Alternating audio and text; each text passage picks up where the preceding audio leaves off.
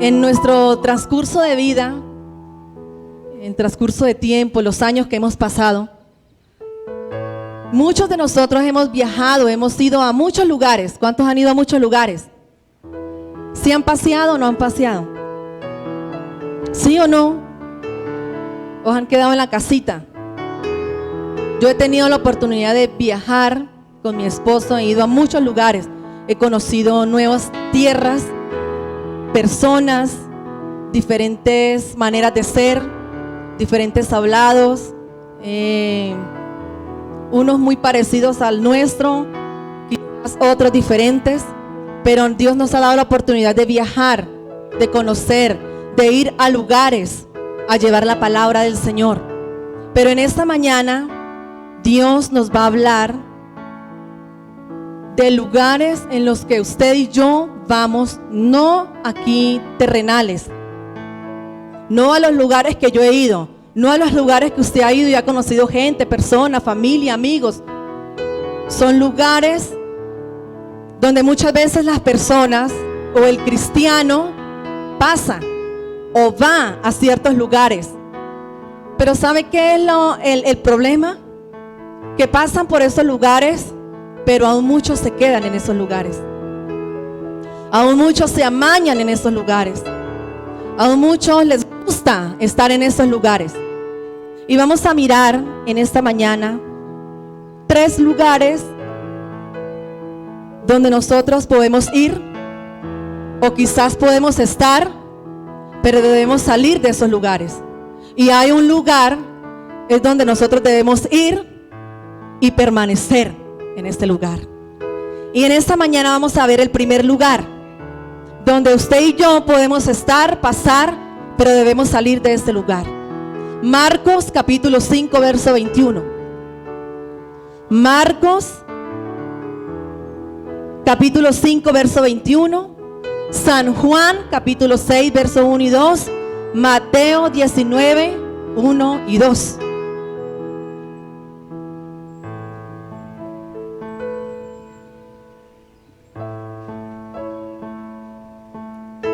Dice la palabra en San Marcos capítulo 5 verso 21.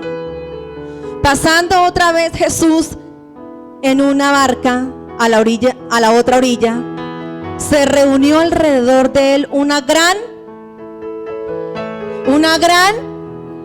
multitud, y él estaba junto al mar. San Juan 6 1 y 2. Alguien que tenga voz de trompeta y me haga el favor y me la lea. San Juan 6, 1 y 2.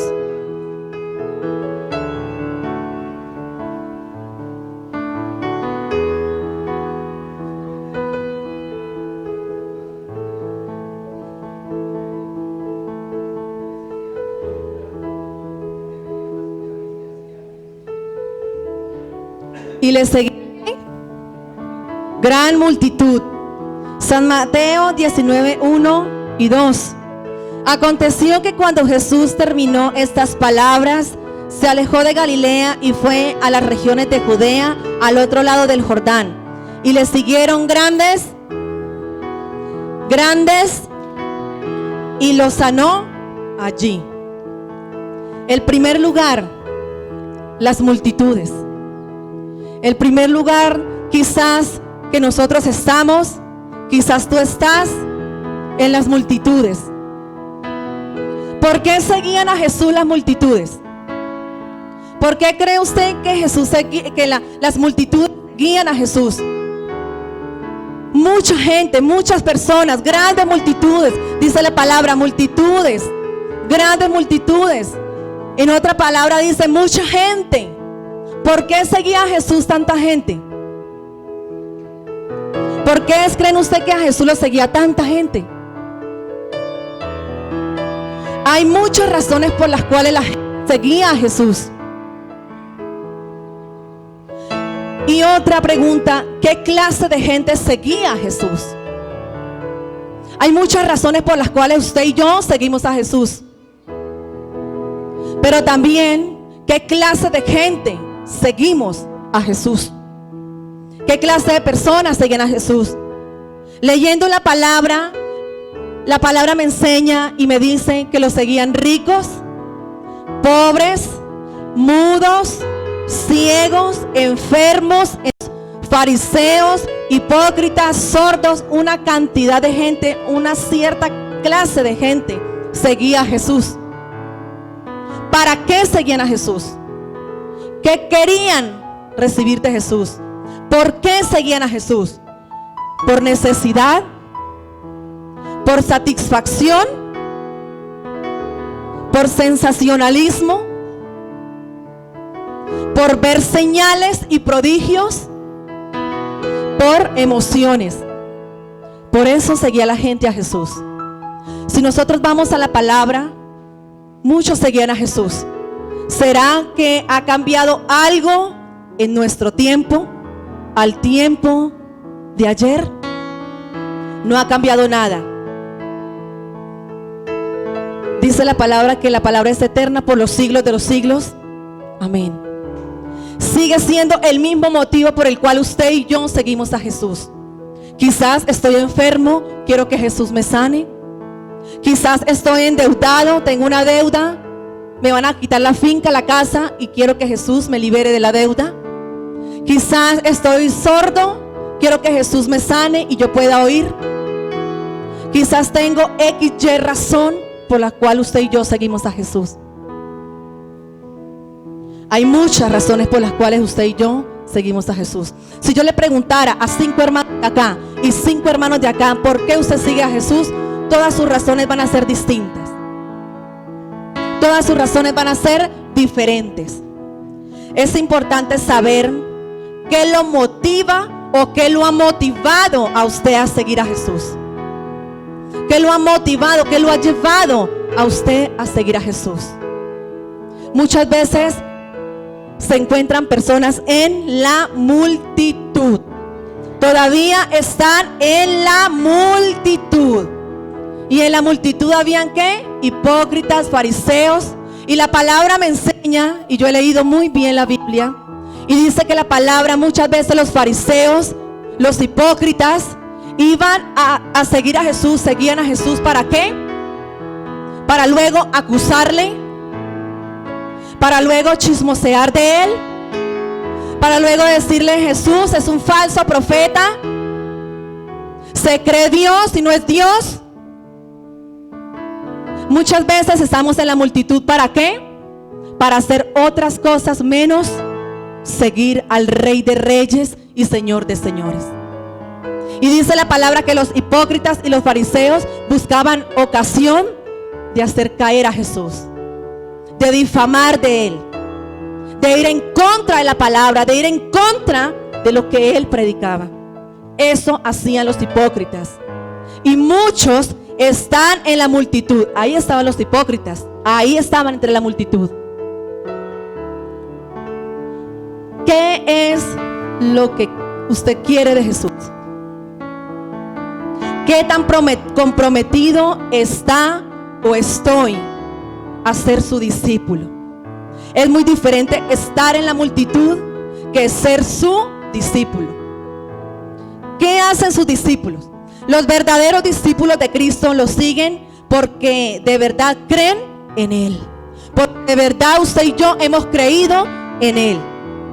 Su compromiso va más allá de las emociones. Su compromiso va más allá que Jesús me sane. Su compromiso va más allá que Él me libre de la deuda. Su compromiso va más allá que Él haga milagros en mí. Ese es el verdadero discípulo. No seguir a Jesús por lo que Él me puede dar, por el beneficio que puedo obtener de Él, sino porque en mí hay una pasión de servirle. En mí hay un gozo servirle. En mí hay una alegría, una pasión de hacer las cosas que Dios tiene para mí. Eso es ser discípulo. Va más allá de una sanidad, va más allá de un milagro, va más allá de los beneficios que yo puedo recibir de Él. Eso es el verdadero discípulo. ¿Está usted más interesado o interesada en lo que Dios puede hacer a su favor que en estar con Él? Muchas preguntas, pero son preguntas que usted y yo debemos reflexionar.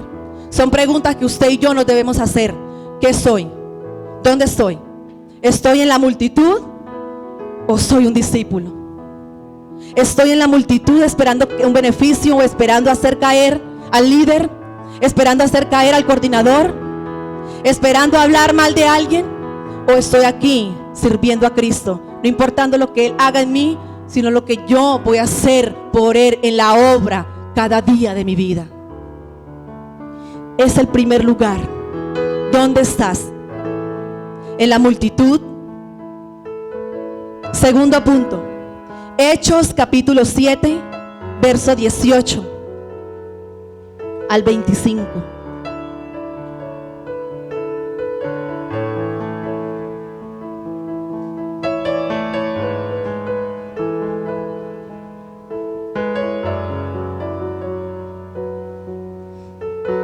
Hechos capítulo 7, verso 18 al 25.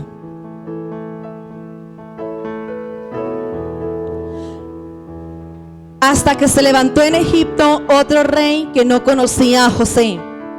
Este rey, usando de astucia con nuestro pueblo, maltrató a nuestros padres a fin de que expusiesen a la muerte a sus niños, para que no se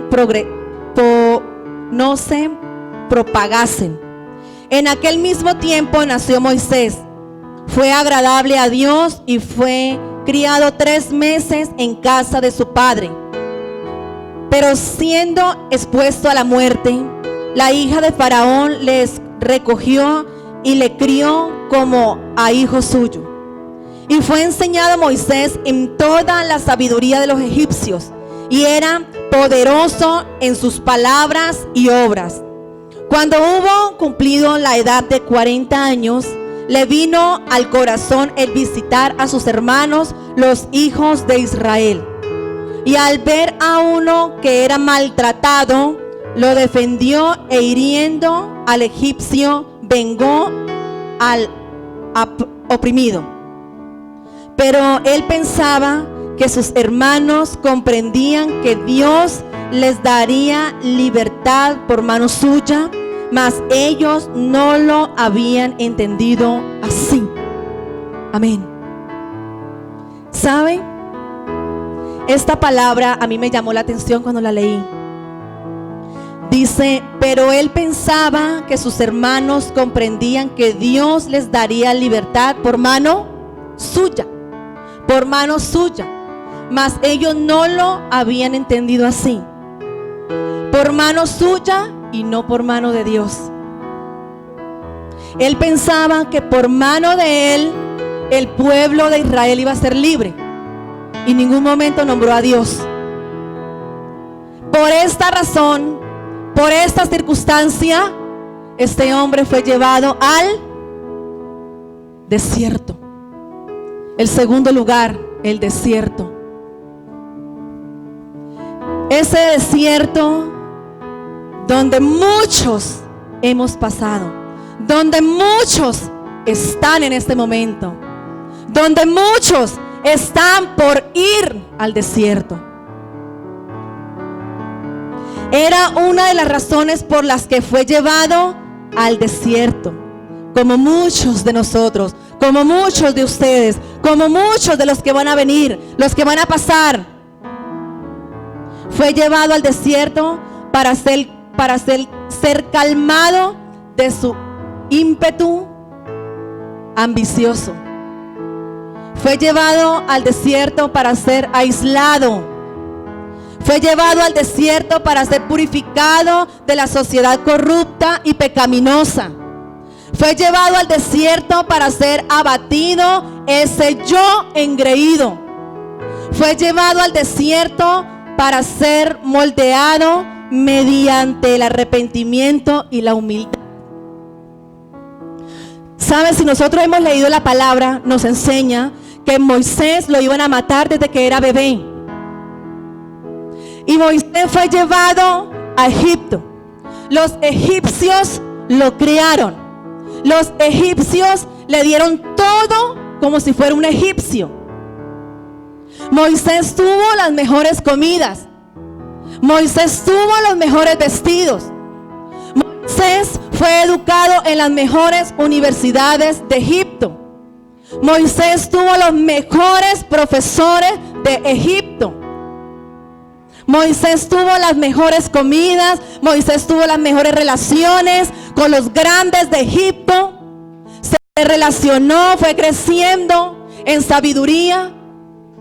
Moisés fue un hombre que llegó a un lugar muy alto en Egipto. Dice aquí la palabra: fue enseñado a Moisés en toda la sabiduría de los egipcios. Él conocía muy bien cómo se vivía en Egipto, cómo se trataba en Egipto, cómo eran sus relaciones interpersonales con los egipcios. Él era un hombre muy sabio. Él era un hombre muy destacado. Un hombre que tenía su palabra valía. Lo que él decía en Egipto valía. Tenía mucha autoridad, mucho poder. Y dice que la palabra que él luego quiso, él se dio cuenta, él supo que su verdadera familia eran los ¿qué? Los israelitas. Y dijo: voy a sacar al pueblo de Egipto. Pero él no se imaginaba que con su orgullo egipcio no lo iba a poder sacar. Que solo la mano de Dios puede liberar. Solo la mano de Dios lo puede hacer a usted libre y me puede hacer a mí libre. El orgullo de él ser egipcio, porque de la noche a la mañana él no iba a cambiar de ser egipcio a ser israelita. Debía pasar un trato duro, y ese trato duro lo tuvo en el desierto. ¿Cuántos de ustedes, cuántos de los que estamos aquí en esta mañana, muchas veces nos creemos que porque tengo esto, que porque mejor hablo, que porque tengo el mejor puesto, que porque soy el líder, el coordinador, me creo de las cosas, el ego? Puedo tener la autoridad de hablar y decir las cosas de alguien. Nos creemos de mucho. Y es ahí donde cometemos el grave error. Porque de ahí Dios nos dice: no, mijito, ahí no debe estar. Camine para el desierto. Allí en el desierto donde lo voy a tratar. Allí en el desierto donde usted va a saber las cosas. Allí en el desierto es donde usted va a aprender a ser humilde, donde va a ser manso, donde va a ser sumiso, donde va a ser moldeado. Y luego sí lo voy a sacar a este lugar para que enseñe lo que yo le he mostrado en el desierto. Dios tenía un trato especial con Moisés.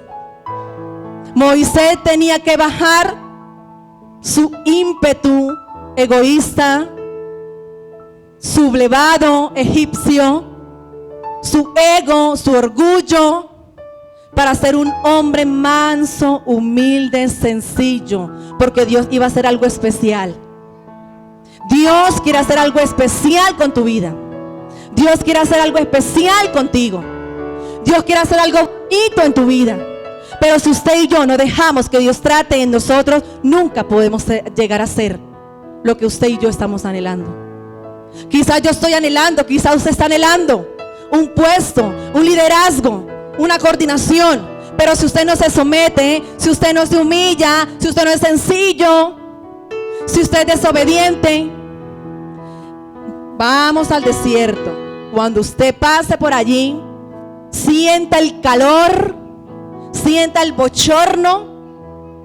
Usted puede imaginarse a Moisés estando en Egipto con la comodidad, con el dinero, con las ropas reales egipcias, irse para el desierto.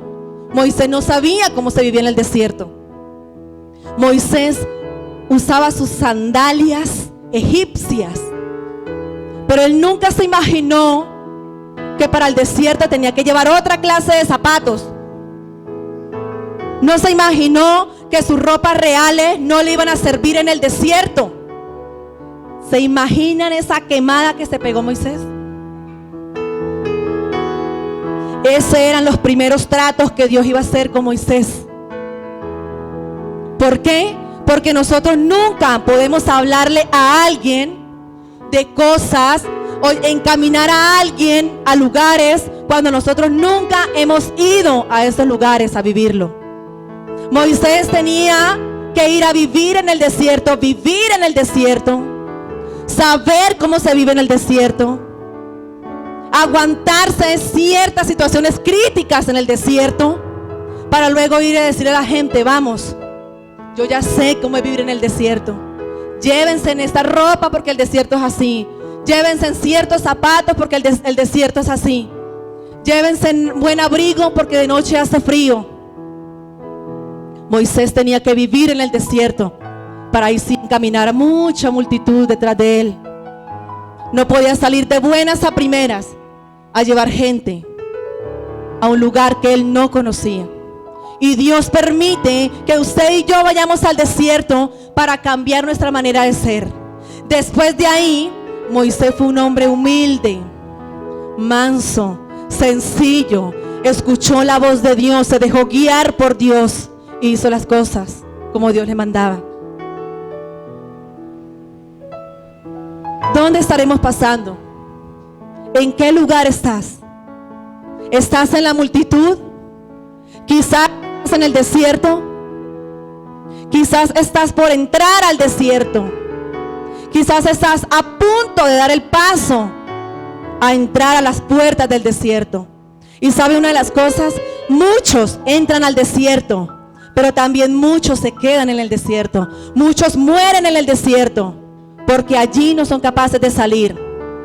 No, me quedé en el desierto, aquí me dejo que me queme, me muero, no puedo salir. Es allí donde usted y yo somos probados en el desierto, somos tratados en el desierto. ¿Cuántos han quedado en el desierto? ¿Cuántos han quedado sepultados en el desierto? Porque no fueron capaces de salir. Moisés salió triunfante. Usted y yo podemos salir triunfantes. No se quede en el desierto, no se quede en la multitud. Dios lo ha escogido y lo ha elegido con un propósito especial. Dios tiene algo maravilloso para usted y para mí, y no nos podemos quedar en el desierto. Son lugares donde debemos pasar. Son lugares donde usted y yo debemos pasar. Son lugares donde usted y yo podemos llegar, pero no quedarnos. Hay que salir. Tercero, Apocalipsis 3.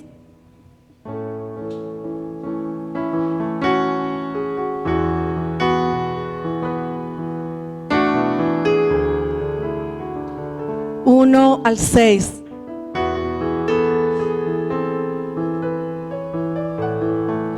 Escribe al ángel de la iglesia de Sardis, el que tiene los 7 espíritus de Dios y las 7 estrellas, dice esto: yo conozco tus obras, que tienes nombre de que vive y estás muerto.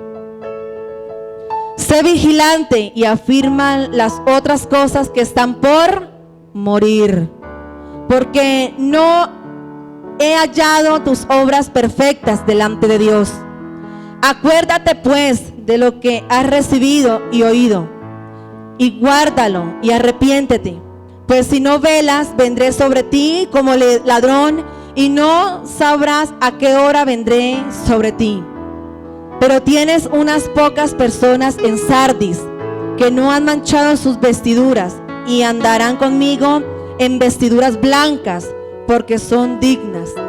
El que venciere será vestido de vestiduras blancas, y no borraré su nombre del libro de la vida, y confesaré su nombre delante de mi Padre y delante de los ángeles. El que tiene oído, oiga lo que el Espíritu dice las iglesias.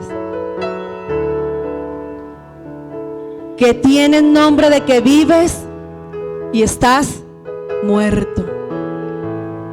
El otro lugar, la muerte. La muerte. ¿Qué fue lo que mató a Sardis? ¿Qué será lo que te está dando a ti la muerte? ¿Será que a Sardis lo mató el alcohol? Dice la palabra, tienes nombre de que vives, pero estás muerto. O sea, ya está muerto. muerto. El alcohol, no. La droga, el divorcio, el rechazo, la persecución, los falsos dioses, la idolatría. Eso no mató a Sardis.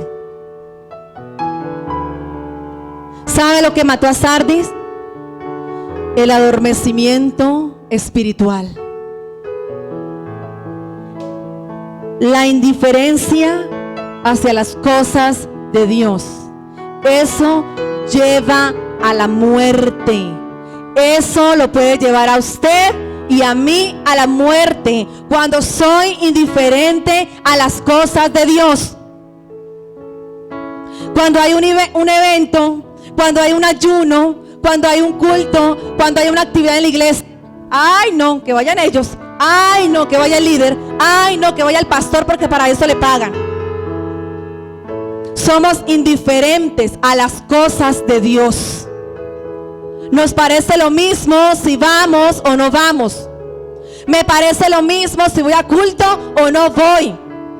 Si ayuno o no ayuno.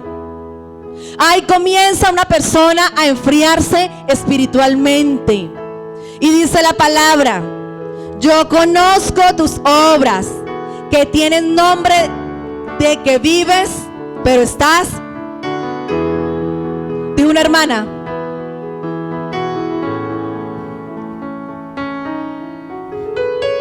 que estás muerto. Hermanos, ¿cuántos de los que estamos aquí, dice la palabra, tienen nombre de que viven? Ustedes respiran, ustedes ven, ustedes caminan. Yo los puedo ver a ustedes que se mueven, están vivos. Pero dice la palabra, está muerto espiritualmente. No siente el deseo de orar, no siente el deseo de ayunar, no siento deseo de leer la palabra, no siento deseo de hacer nada para Dios. Dice que tiene nombre de que vives, pero en realidad está muerto. Están muertos. Su deseo de búsqueda a Dios falleció. No está, no existe. Aquel que era orador ya no existe. Aquel que era predicador ya no existe. Aquel que le gustaba ir a los cultos ya no existe. Aquel que le decía: pastor, yo le llevo el instrumento, ¿a qué vamos a actividad? A la vigilia, ya no existe. ¿Por qué? Porque se enfrió. Se enfrió. Adormecimiento espiritual. Se fundió, fulminado, no existe. ¿Será que usted está pasando por esos momentos? ¿Qué cosas están haciendo que tu vida mengue espiritualmente? ¿Qué cosas tú estás haciendo para que tu vida espiritual mengue? Para que tu relación con Dios ya no exista. Hermanos, nosotros con mi esposo, estos días que cuando él entró de vacaciones, cuando entramos de vacaciones, nosotros sentíamos, hermanos, una pesadez. No se sentía un fluir. Yo le decía a mi esposo, yo no sé, y mi esposo también decía lo mismo, hay algo, porque esto se siente frío, esto se siente, no sé. Hermano, por más que usted se esfuerce, por más que usted se levante a orar, por más que nosotros nos levantamos a orar aquí a este lugar, seguíamos sintiendo eso y sienta eso y sienta eso.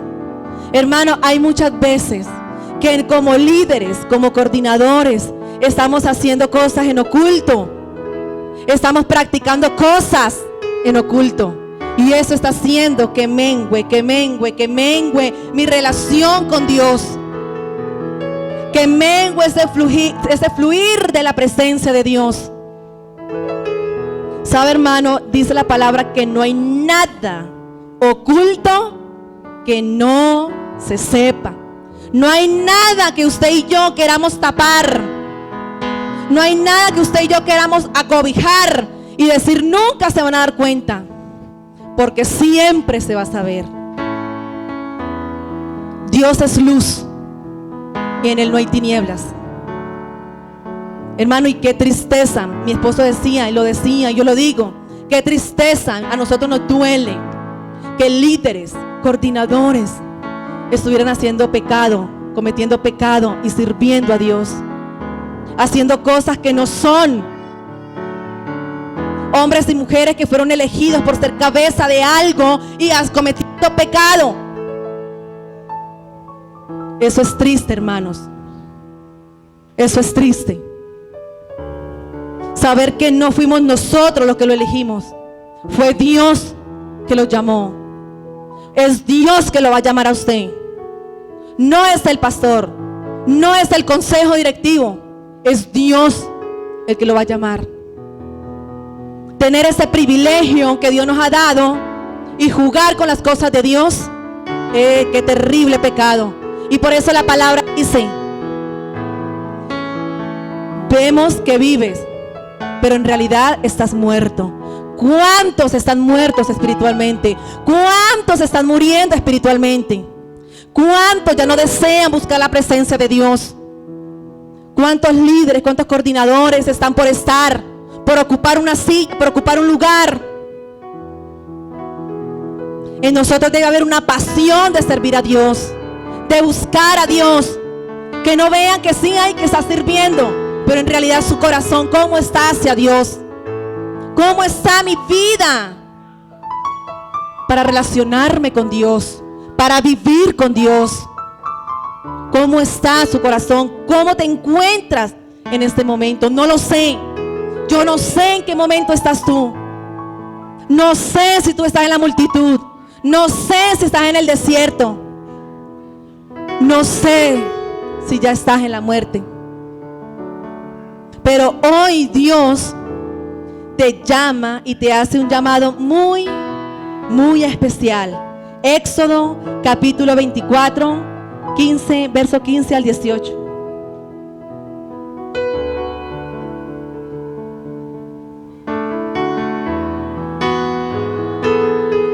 Éxodo capítulo 24.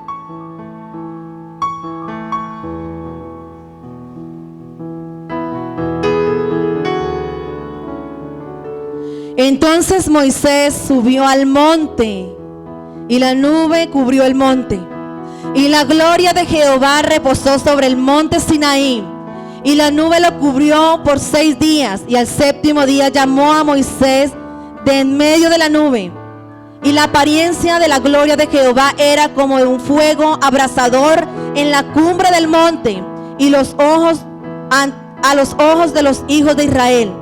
Y entró Moisés en medio de la nube y subió al monte, y estuvo Moisés en el monte 40 días y 40 noches. No importa en qué momento tú te encuentras, no sé en qué lugar estás, pero Dios te dice en esta mañana: sube al monte, sube a la presencia de Dios. Sube a experimentar la gloria de Dios. Éxodo 19, 18 al 25. Todo el monte Sinaí humeaba, porque Jehová había descendido sobre él en fuego, y el humo subía como el humo de un horno, y todo el monte se estremecía en gran manera. El sonido de la bocina iba aumentando en extremo. Moisés hablaba y Dios le respondía con voz tronante. Dejemos hasta ahí. Sabe, hermano, en el monte, en la presencia de Dios, es donde usted y yo tenemos comunión con Dios. Es donde usted escucha la voz de Dios. Es donde yo le puedo hablar a Dios. Podemos hablar como amigos. Usted interactúa con Dios. Usted se despoja de lo que tú eres y le dice Dios, le las cosas a Dios. Es ir a la presencia. Es donde hay comunión. es donde hay comunicación con Dios. Cuando nosotros pasamos por estas otras cosas, es porque hemos dejado de ir al monte de Dios, de ir al monte, de ir al secreto, de ir a buscar la presencia de Dios. Cuando usted y yo dejamos de orar, nuestra vida espiritual comienza a menguar. Cuando usted y yo dejamos de buscar la presencia de Dios, usted ya no va a ser el mismo. Se va a notar la diferencia. Se va a notar en qué lugar estamos, en qué lugar está. Salmos capítulo 24, verso 3. Una pregunta para nosotros. ¿Quién subirá al monte de Jehová? ¿Y quién estará en su lugar santo?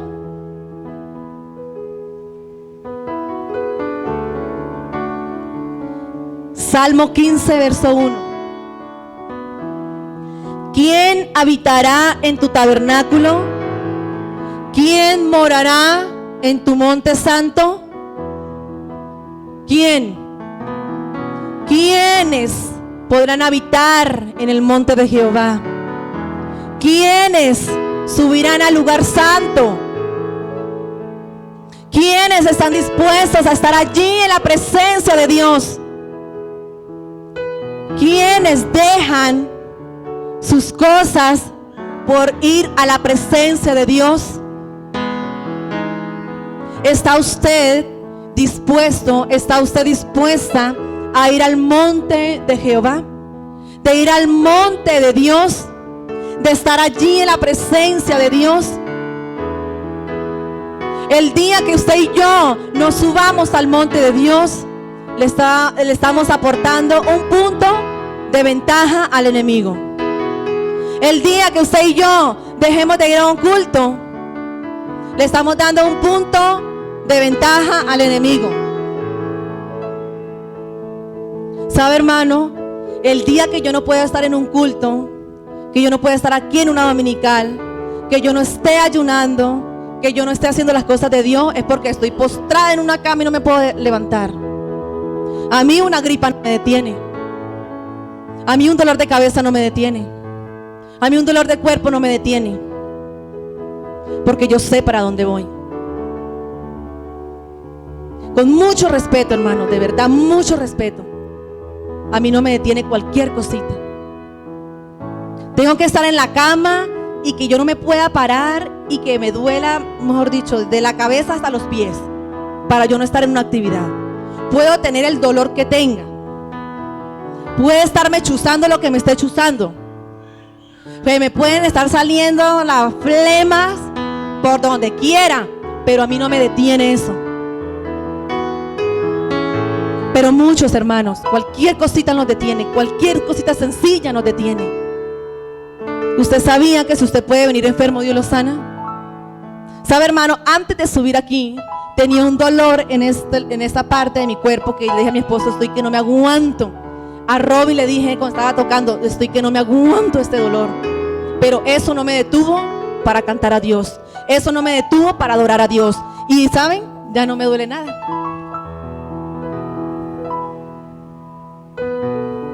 Dios es así. Y nosotros muchas veces cambiamos a Dios por un dolor. Muchas veces le decimos, Dios, estoy enferma, no quiero ir. Dios, tengo esto, no voy. Y se están perdiendo las bendiciones que Dios tiene.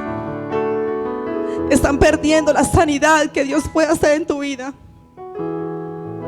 por dejarse llevar por situaciones. Y lo cuento por testimonio. No me duele nada. Dios me sanó y ni me di cuenta en qué momento me fue el dolor. Dios es así. Dios es así. Entonces, ¿en qué lugar te encuentras? ¿Será que estás pasando la multitud? ¿Serás que estás pasando por el desierto? ¿O quizás tiene cara de que vives pero estás muerto? ¿En qué lugar te encuentras? ¿Sabe? Esos tres lugares podemos pasar. Pero el único que debemos permanecer es en el monte de Dios, en la presencia de Dios. Yo no sé en qué momento has venido a este lugar. No sé cuál motivo te ha traído hoy a este lugar. No sé cómo está tu vida espiritual hoy. Pero Dios va a hacer algo en esta mañana, hoy mismo y a esta hora en tu vida. Colóquense sobre sus pies, vamos a orar. No sé, levanta tus manos allí donde tú estás. Dígale: Dios, aquí está mi vida delante de ti.